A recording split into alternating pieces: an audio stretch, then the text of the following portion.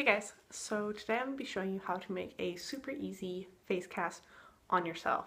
This method is great because you don't need anyone else's help. You can just do it with a mirror and your face. So let's get right into it. So I'm starting off by just pulling all my hair back. And now I want my face cast to extend past my forehead. I want it to go up so it's more of a even shape around my head. So what I'm going to do is I'm going to apply some liquid latex around my hairline and I'm going to stick plastic wrap on it and pull it back to protect my hair. I'm just going to start by brushing on liquid latex. Get it close to the hairline, but you don't want it getting in your hair at all. Now if you have a bald cap on hand, you can just use that. I just currently don't have one.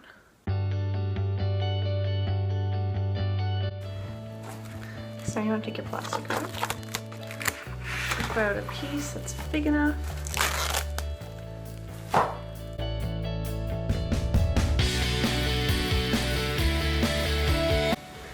Just get it as close as you can. And if you have some extra hanging out and kind of flopping out, just very carefully trim it off.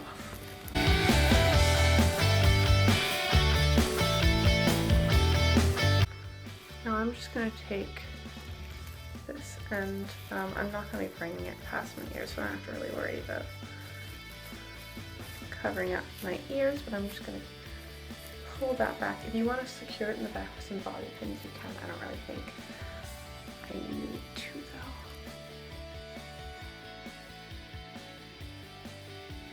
Now, you want to take a Vaseline product and you're going to apply it especially to your eyebrows or anywhere that has hair. If you are a male and you have a little bit of beard, I suggest shaving it. But there's always going to be a little bit of stubble, so I suggest putting a really heavy coat of Vaseline because you don't want any of your hair being pulled out. I'm also going to apply a really thin layer over the rest of my face, just because I want to be extra sure that this is going to come off, but it's probably not a 100% necessary step if you don't have a lot of Vaseline on you. Just taking it and really heavily applying it to the eyebrows.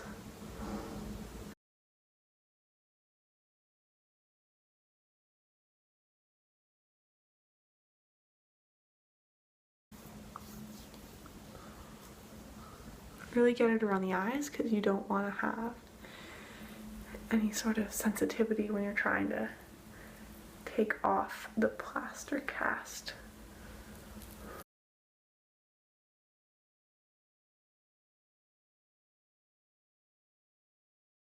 So now you're going to be taking plaster strips or plaster wrap. You can find this at pretty much any craft store. If you have a Michael's, that's where I got mine. I've heard that you can also get it at the drugstore as well.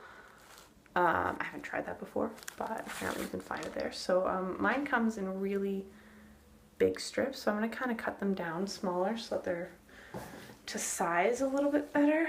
So I'm going to start with a piece that's about this big, and you also have to have some water on you. It should be about room temperature, not too hot, not too cold. And what you're going to do is you're going to dip your plaster in the water, and then you just want to kind of run most of the water out of it. Kind of start activating the plaster in it till you get something that's like this. And you just want to start applying it on your face. You can start wherever you like. Doesn't really matter. But this is where I'm not going to be able to talk anymore. It'll switch to a sped up voiceover. Alright, hey guys. So basically the technique for applying the strips is that you want to start with smaller strips, and I suggest covering larger areas of your face, like your cheeks and your forehead, and really get details around your nose and your mouth, because those are pretty easy areas to cover to begin with. And then as you get into it, you can get into more of the detail work. That was me sneezing right there. So start going around the eyes and getting closer to them. Go around the nostrils. You don't want to cover up the nostrils because then you can't breathe, obviously. And then here you see me covering up the neck and going down the neck, which I actually didn't need to go down as far as I did. I only need to go under the chin. And then I'm just kind of cleaning up the edges, doing some more detail work around the eyes, just kind of cutting pieces to the size that I think I need them to be. And then finally I cut out big squares to cover up the broader parts of my face, like the cheeks and the forehead, just to make it stronger. And then here I am with the removal. It's really easy to remove the center of your face, but harder because I put mine over my ears. It really, really stuck. Actually, the mouth part started to come away just naturally because I started laughing when I was talking to my dad. But yeah, so just be really, really slow with this. Be careful, and it will come off. Don't panic.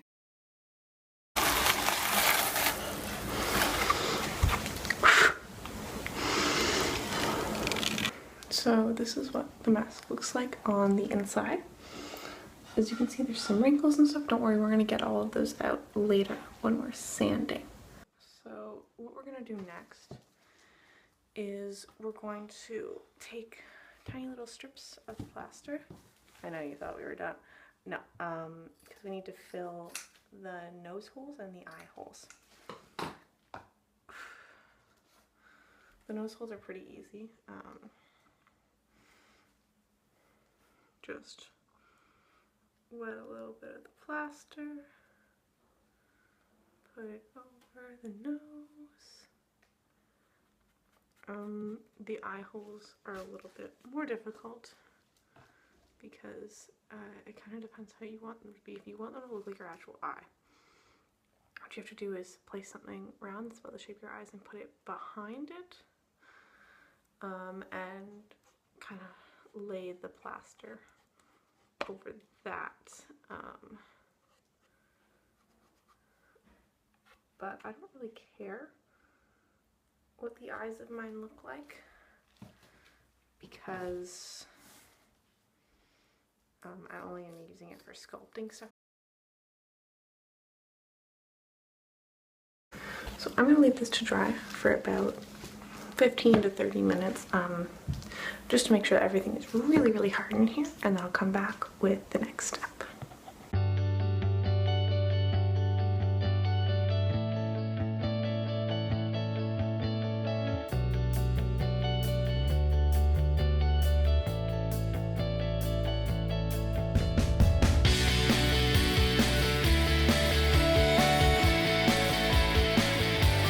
So make sure your mold is kind of situated the way you want it to. If you have it hanging too far like this, with the top up, then the neck's gonna form too much. You're not gonna get any forehead. If you have it too much like this, you're gonna get all forehead and no neck. You want it to be very flat. So once you have that done, I'm just gonna move this bowl to the side, and I'm going to mix up my plaster. Now I already have my water in the bowl. I just use like disposable paper cups, so I used half a cup of water, and now I'm going to use a full cup of my plaster, which I also got from Michael's about a year ago.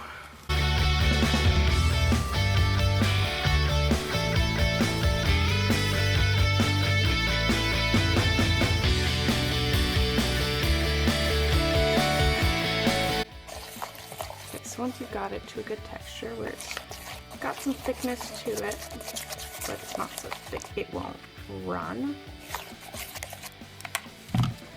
bring back your mold. What I like to do is just put a really thin layer down first and get this into all the little nooks and crannies of your mold. So around the eyes, the nose, and all those places that you want to be more detailed.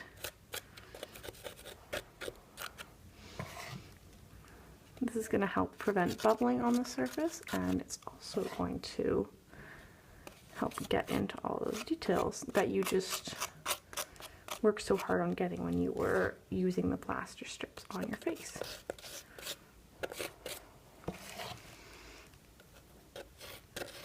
I like using a plastic knife because it's thin enough for me to get into all the crevices, but it's disposable.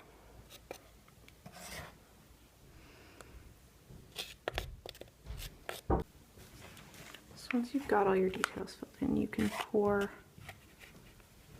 some plaster just in from the bowl. I like to just tap on the plaster. This will help to get any bubbles out, and it'll also help to flatten the top of it. Alright, so this next clip is about 24 hours later, after all my plaster had dried, and I'm just carefully removing the layer of Plaster of Paris from my now dried plaster cast. This is a pretty easy technique. Just take it slowly and don't get freaked out if it looks a little messy, because we're going to clean it up. You will probably have some errors, but we fixed it up by just using some simple tools. If you have sculpting tools, you can use those, but I just ended up using the cap from a pen. I broke it in two so I could have like a wider area and then a pointier one. And then I also ended up using a pair of scissors to scrape off some wider surfaces, and then just a little needle for the really, really fine stuff like around the nose and like the crevice of the mouth and stuff like that. And then you want to take some sandpaper, just use a really fine grit, like a 150 grit, and just buff it off to get rid of any sort of blemishes on the skin. And then the last step is to take some wood glue, and I mix mine with a little bit of water just to make it smoother to apply. And this is me actually applying the second coat to it. So just apply that all over the face in a really even layer, and just wait again about 24 hours for it to dry before using it. And that's pretty much all the steps that it takes. Alright guys, so this is what the finished product looks like. Does it look like me? So, obviously it's not the most flattering image of yourself, but it's gonna work for all your prosthetic needs. A couple different examples of stuff that you can do on this. You can use clay to build up a mold on this, and then using more plaster, pour that on top. Take it out, you get the positive and the negative, put them together, create a mold. You can also just build up latex pieces right on this, or even gelatin pieces, by just building it up, waiting for it to dry for about 24 hours, and then just taking it off, putting some adhesive on your face and sticking on your face, and that way you don't have to build it up on your actual face. Or you can just leave it around your house to scare people, which is what I've been doing lately. We had a family reunion yesterday, and I just left it in the kitchen, which was really fun. So yeah, this probably cost me in total about $30. I didn't have to buy the wood glue, but if you did, be that. And then it took me maybe 2 hours total to cast the whole thing, take it off, do the plaster, mold it, sand it, and then put the wood glue on and wait for it to dry. So it's a fairly simple technique if you want to achieve a really great face cast. I'm actually really, really proud of how this turned out. I think it looks amazing. Yeah, so thank you for watching, and I will see you next time in my next video. Bye!